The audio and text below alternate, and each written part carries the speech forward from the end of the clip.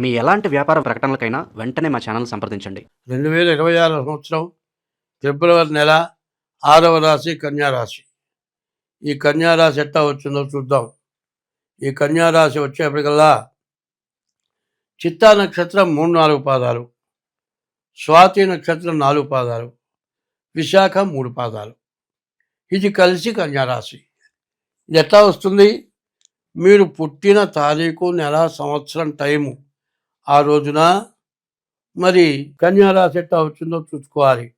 ఉత్తర నక్షత్రం 2, 3, 4 పాదాలు, హస్త నక్షత్రం 4 పాదాలు, చిత్తా నక్షత్రం 1, 2 పాదాలు కలిసి ఈ కన్యారాశి అయింది.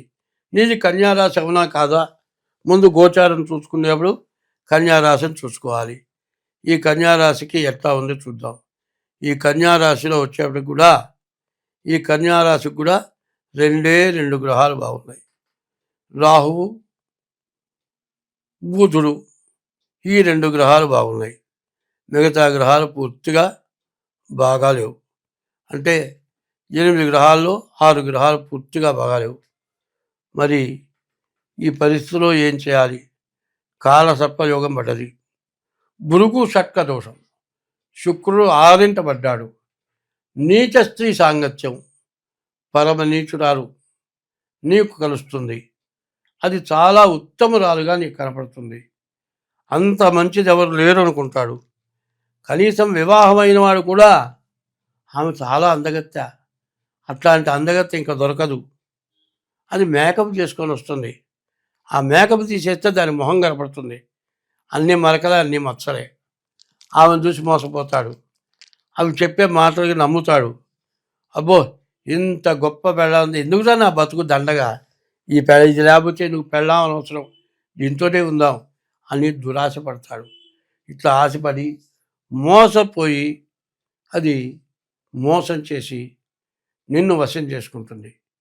పిల్లల్ని వదిలిపెట్టి చివరికి దాని మోసంలో పడిపోయి చివరికి నీ సంపాదన మొత్తం గుంజుకొని నీ ఉద్యోగం చేసేది కూడా అప్పు చేయించి ఉద్యోగం పోయిందాక నిన్ను హింస పెట్టి మొత్తం అయిపోయిన తర్వాత నిన్ను వదిలిపెట్టి నీవు కళ్ళతో చూస్తూ ఉండగానే ఇంకోటితో పోతుంది. ఏమవుతుంది? ఉన్న భార్య పిల్లల్ని వదులుకున్నావు, ఇది ఎంతో ఉత్తమరాలనుకున్నావు, దాంతో పోయినావు. నిన్ను ఎదవని చేసేది ఇంకో చోటుకు పోతుంది. ఎదవ పని చేశాను అనుకున్నావు. అప్పుడు ఇంటికి రావాలంటే భార్య ఇంట్లో ఉండదు, పుట్టింటికి వెళ్ళిపోయి ఉండొచ్చు, ఒకవేళ ఇంకో పెళ్లి చేసుకొని ఉండొచ్చు, నీ పిల్లలు అన్యాయమైపోయి ఉండొచ్చు, నీ తల్లిదండ్రులు కూడా పెద్దవాళ్ళు అయిపోయి లేకుండా పోయి ఉండొచ్చు, అసలు నీ ఉన్న ఇంట్లో ఎవరు లేకుండా పోవచ్చు, నీ ఇల్లు ఎక్కడో తెలియదు, నీ తల్లిదండ్రులు ఉన్నారో లేదో తెలియదు, నీ భార్య ఎక్కడుందో తెలియదు, నీ పిల్లలు ఏమైనారో తెలియదు. ఇంత ఘోరమైన పరిస్థితి వచ్చి నిన్ను మోసం చేసి వెళ్ళింది. చూడండి, చెప్పుకుంటానికి కూడా నామద్ద.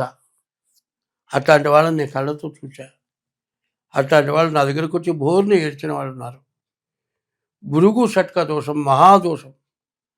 సప్తమంలో శని ఉన్నాడు, కలత్త స్థానంలో శని ఉన్నాడు, నీచ స్త్రీ సాంగత్యం వస్తుంది, కాలసర్పదోషం, రాహుకేతువుల మధ్యలో గ్రహాలు పడ్డాయి, దానివల్ల పెద్ద దోషం. రాహువు బుధుడు బాగున్నారు, డబ్బులు వస్తున్నాయి, వ్యాపారం చేసేవాడికైతే వ్యాపారం సాగుతుంది, ఏమి లాభం? నీకంటూ రూపాయి లేదు. నీవు కట్టుకున్న గుడ్డలు తప్పితే ఇంకా రెండో పరిస్థితి ఉండదు. ఈ పరిస్థితి రావటానికి నీకు సిద్ధంగా ఉంది, అది మాత్రం గుర్తుపెట్టుకో. అయితే వస్తుందా రాదా అనే సంగతి తీసి పక్కన పెట్టు. రేపు అటువంటి రోజు వస్తుందేమో అని జాగ్రత్త పడమని చెబుతున్నాను అనుకోపోని. కొంతమందికి వచ్చి ఉండొచ్చు ఇది నేను చెప్పింది. కాదండి, ఈ రాసేవాడికి ఇప్పుడు రాలేదు, నువ్వు బాగున్నా కూడా ఇటువంటి పరిస్థితి వాడిలాగా నాకు వస్తే ఏమిటి అని ఆలోచించుకుంటే ఉన్న దాంట్లో జాగ్రత్త పడతాడు. వాడు 7 అడుగుల మనిషి ఉన్నాడండి, మంచాలు 6 అడుగులే వస్తున్నాయి, 7 అడుగులు లేవు. ఇప్పుడు నేను 6 అడుగులు ఉన్నా, నేను పడుకుంటే మంచం మీద కాళ్ళు గీలకల వరకు బయటకు వస్తున్నాయి. 7 అడుగుల వరకు వస్తే మోకాళ్ళ వరకు బయటకు వస్తుంది. మరి అట్లాగే ఉన్న మంచంలో ముడుచుకొని పడుకోవాలని శాస్త్రం, ఉన్న సంపాదనలో జాగ్రత్తగా ఉండాలని శాస్త్రం. భార్య రూపవతి శత్రు అన్నాడు.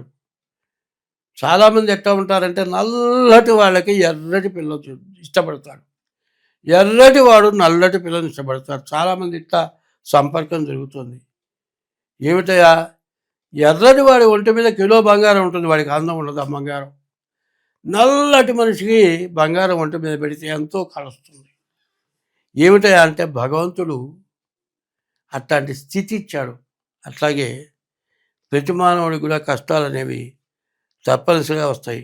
కన్యా మిథునయో బుధ, బుధుడు అధిపతి. ఈ రాశి వారికి సౌమ్య చిత్తం, ఎవరిని అగర్తించి మాట్లాడలేరు, ఎవరిన తిట్టినా కూడా తిరిగి మాట్లాడలేరు. అట్లాంటి సౌమ్యులు. అటువంటి జాతకాలకి చాలా నష్ట కష్టాలు విపరీతంగా కనబడుతూ ఉన్నాయి. ఈ రాశి వాళ్ళ పరిస్థితి పూర్తిగా బాగాలేదు.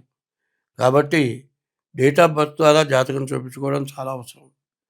పైన ప్రతిరోజు కూడా శివాలయానికి వెళ్ళి శివుడికి నమస్కారం చేయండి, శివాలయంలో శివుడికి ప్రదక్షిణ చేయండి, అభిషేకం తీర్థం తీసుకోండి. ఎప్పుడు కూడా నవగ్రహాల్లో శనిగ్రహానికి నవగ్రహాలకు కూడా ప్రదక్షిణ చేయండి. తర్వాత చీమల పుట్టలకి బియ్యపు రవ్వ పంచదార కలిపి వేయండి. మారేడు చెట్టు ఎక్కడుందో వెతుక్కోండి.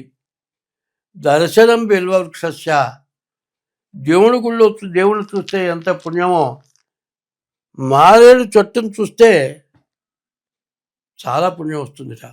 స్పర్శనం పాపనాశనం, చెట్టును తాకితే సమస్త పాపాలు పోతాయిట. స్పర్శనం పాపనాశనం. అఘోర పాప సంహారం, చెయ్యరాని మహాపాపం ఎట్లా ఉంటుందంటే మనిషిని ఒక్కసారి పొడి చేస్తే తెలియకుండా చచ్చిపోతాడు. చిత్రహింస. అరికాలలో గుండు సూదులు గుచ్చి నిమ్మకాయ పిండుతారు. విషంలో గుండు సూదులు పెట్టి అవి గుచ్చుతారు. అవి పుండ్లు పడి అబ్బో మానక చచ్చిపోతారు. చిత్రహింస. అది అఘోరం. ఘోరం అఘోరం, అఘోర పాపం. అటువంటి పాపాలు చేస్తే ఇట్లాంటి బాధలు వస్తాయి. ఘోరం అఘోరం. మరి కత్తి తీసుకొని తగ్గితే పర్వాలేదండి, కండలు కట్టేట్టు కొడతారు. మరి అరికాళ్ళల్లో సూదులు గుచ్చి నిమ్మకాయ పెడతారు. సూది గుచ్చి నిమ్మకాయ పెడితే ప్రాణం పోదు, ఆ మంట మాత్రం తన్నుకొని కేకలు పెడతారు. ఆ గుచ్చి నిమ్మకాయ పెట్టేవాడికి ఆనందంగా ఉంటుంది, వీడు భలే బాధ దేవుడికి కనపడుతుంది. కాబట్టి ఇట్లాంటి ఘోరమైన పరిస్థితులు ఎందుకు వస్తాయంటే మనం చేసిన పాపం వల్ల వస్తాయి. ఆ పాపాన్ని నివృత్తి చేసుకోవాల్సిన అవసరం చాలా ఉంది. కాబట్టి ఈ రాశివాళ్ళ పరిస్థితి పూర్తిగా బాగా లేదు అని చెప్పాలి. ఈ రాశివాళ్ళు ఎంత జాగ్రత్త పడితే అంత మంచిది. కాబట్టి మీ డేట్ ఆఫ్ బర్త్ ద్వారా మీ జాతకం చూపించుకోండి, మీకు అన్ని విధాలా బాగుంటుంది. స్వస్తి.